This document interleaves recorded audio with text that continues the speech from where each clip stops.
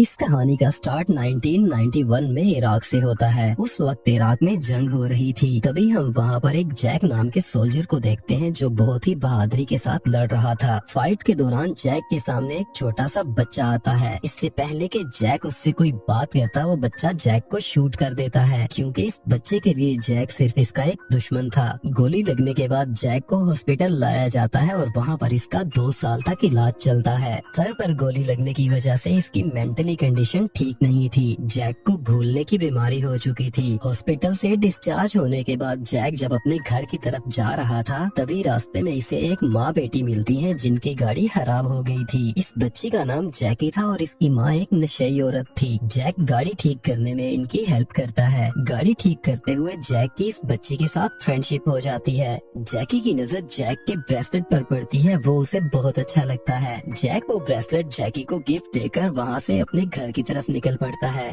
कुछ देर पैदल चलने के बाद जैक एक आदमी से लिफ्ट मांगकर उसके साथ उसकी गाड़ी में बैठ जाता है। थोड़े ही दूर जाने के बाद पुलिस इस गाड़ी को रोक लेती है। यहाँ हमें पता चलता है कि कार ड्राइवर एक क्रिमिनल है। इस आदमी और पुलिस ऑफिसर के दरमियान यहाँ पर फाइट होती है और इस फाइट में जैक भी जख्मी हो जाता है। वो शख्स पुलिस ऑफिसर को शूट करके अपनी गन जैक के पास फेंक कर वहाँ से भाग जाता है। नेक्स्ट सीन में हम जैक को कोर्ट रूम में देखते हैं। जैक के ऊपर उस पुलिस ऑफिसर के मर्डर का इल्जाम था, लेकिन जैक को तो भूलने की बीमारी थी। इसे कुछ भी याद नहीं कि वहाँ क्या हुआ था। इसीलिए जैक को एक मेंटल हॉस्पिटल में भेज दिया जाता है। इस हॉस्पिटल के सबसे सीनियर डॉक्टर बेकर थे। डॉक्टर बेकर एक एक्सपेरिमेंट अपने पेशेंट्स के ऊपर कर रहे थे और वही एक्सपेरिमेंट अब ये जैक के साथ करने वाले थे। जैक को अब इस हॉस्पिटल के बेसमेंट में ले जाया जाता है। वहाँ पर डॉक्टर बेकर इसे फोर्सफुली एक्सपेरिमेंटल ड्रग देते हैं। इसके बाद जैक को एक जैकेट पहनाकर एक लॉकर में डाल दिया जाता है। यहाँ पर जैक का इस लॉकर के अंदर दम घुटने लगता है। वो पैनिक हो जाता है और धीरे धीरे उसे मेमोरी फ्लैश होने लगते हैं, लेकिन अपनी बीमारी की वजह से उसे चीजें ठीक से याद नहीं थी। इसके बाद इसे इस लॉकर से बाहर निकाल दिया जाता है। डॉक्टर बेकर यहाँ पर चेक करने लगते हैं कि उनका एक्सपेरिमेंट कामयाब भी हुआ है कि नहीं। नेक्स्ट सीन में हम जैक को हॉस्पिटल में अकेला बैठा हुआ देखते हैं। तभी इसके पास एक रूडी नाम का पेशेंट आता है। वो जैक से बात करने की कोशिश करता है, पर जैक उसे कोई भी रिस्पॉन्स नहीं देता। इसके बाद फिर से जैक को बेसमेंट में ले जाकर इसे जैकेट पहनाई जाती है और इसे एक बार फिर से उस लॉकर में डाल दिया जाता है। लॉकर में इसे फिर से विजन्स आने लगते हैं और ये अचानक से एक मोटल के सामने टेलीपोर्ट होता है। जैक यहाँ पर कैसे पहुँचा ये हमें मूवी में आगे जाकर पता चलेगा। वहाँ से एक लड़की गुजर रही थी। वो देखती है कि जैक की कंडीशन ठीक नहीं है। वो जैक के पास जाकर उसकी तबीयत का पूछती है और उसे उसके घर छोड़ने का कहती है, पर जैक को तो भूलने की आदत थी, उसे कुछ भी याद नहीं था। वो इस लड़की को कहता है कि मुझे मेरे घर का एड्रेस ही याद नहीं है। इस लड़की को जैक के ऊपर तरस आ जाता है, इसीलिए ये इसे अपने साथ घर ले आती है। इस लड़की का नाम जैकी है और ये वही लड़की थी जिसे बचपन में जैकी ने अपने नाम का ब्रेसलेट दिया था, पर ये बात ये दोनों ही नहीं जानते थे।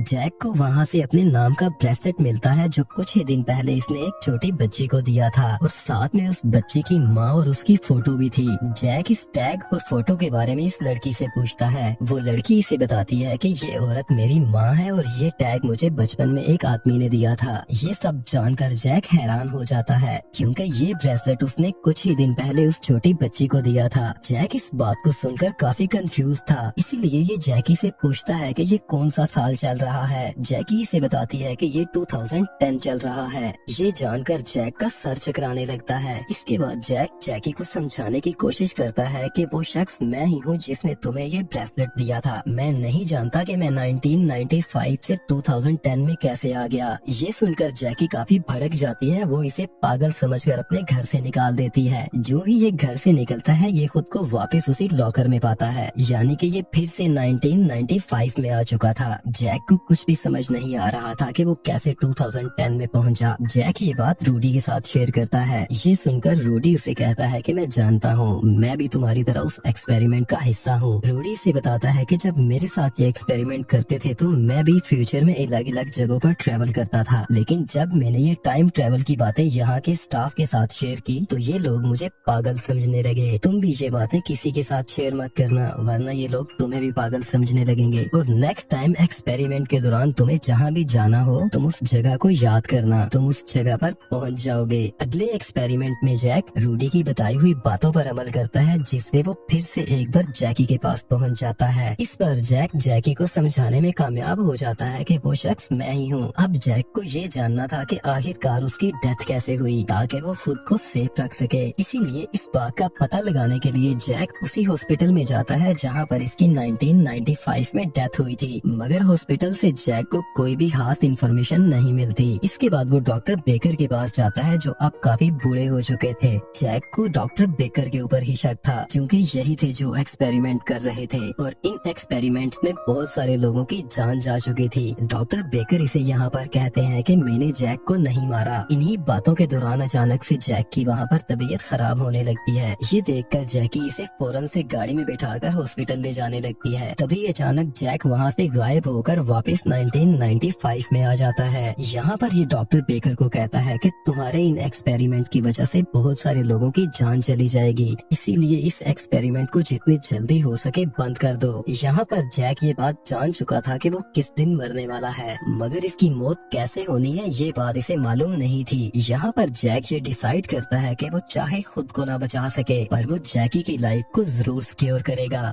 जैकी की मॉम ज्यादा ड्रग्स लेने की वजह से मर चुकी थी और अपनी माँ के मरने के बाद जैकी ने भी ड्रग्स लेना शुरू कर दी थी। अगले एक्सपेरिमेंट में जैक उस टाइम उनके पास जाता है जहाँ पर जैकी की मॉम जिंदा थी। वो वहाँ पर जैकी की मॉम को एक लेटर देता है और रिक्वेस्ट करता है कि इसमें मैंने जो जो भी बातें लिखी हैं प्लीज इन पर अमल करिएगा, चाहे वो बात कितनी ही अजीब क्यों ना हो। लेटर में इसने इन्हें ड्रग्स हमेशा के लिए छोड़ देने का कहा था और फ्यूचर में इनके साथ जो कुछ भी होने वाला था वो सब कुछ इस लेटर में मेंशन कर दिया था। जाते हुए वो इनसे कहता है कि मैं फ्यूचर जान चुका हूँ, आज का दिन मेरा आखिरी है और आज मेरी डेथ हो जाएगी। शायद मेरे मरने के बाद आपको यकीन आ जाए कि मैं आपका फ्यूचर जानता था। ये कहकर वो जो ही वहाँ से जाने लगता है तभी बर्फ के ऊपर उसका पाँव फिसलता है और वो गिर जाता है। गिरने से इसके सर पर चोट लगती है और उसमें से काफी ब्लीडिंग होने लगती है। यहाँ जैक जान चुका था कि आखिर इसकी मौत कैसे हुई। इसके बाद जैक को वापस उसी हॉस्पिटल ले जाया जाता है। जैक वहाँ पर इनसे रिक्वेस्ट करता है कि मुझे जैकेट पहनाकर वापस उसी लॉकर में डाल दो। वो लोग इसकी बात मान लेते हैं और इसे लॉकर में डाल देते हैं। इस बार जैक टाइम ट्रेवल करके उस जगह पर जाता है जहाँ पर ये फर्स्ट टाइम यंग जैकी से मिला था। वहाँ पर जैक के सर से खून बह रहा था। यहाँ जैकी इससे पूछती है कि तुम्हें क्या हुआ है। जैक उसे बताता है कि कुछ खास नहीं, बस थोड़ा फिसल गया था। जैकी इसे कहती है कि तुम्हारे सर से काफी ज्यादा ब्लीडिंग हो रही है। वो इसे अपनी गाड़ी में बिठाकर अपने साथ हॉस्पिटल ले जा रही होती है। तभी रास्ते में जाते हुए जैकी को उसकी माँ की कॉल आती है। वो अपनी मॉम से काफी प्यार से बात कर रही थी। ये देखकर जैक समझ जाता है कि उसकी मॉम ने ड्रग्स लेना छोड़ दी है और अब जैकी का फ्यूचर पूरी तरह से सिक्योर हो चुका था। ये जानने के बाद जैक काफी रिलैक्स हो चुका था। वो काफी ज्यादा खुश भी था। जैक के सर से काफी ज्यादा ब्लीडिंग होने की वजह से यहीं पर इसकी डेथ हो जाती है और तभी वो जैकी की गाड़ी से गायब हो जाता है और यहीं पर ये स्टोरी एंड हो जाती है।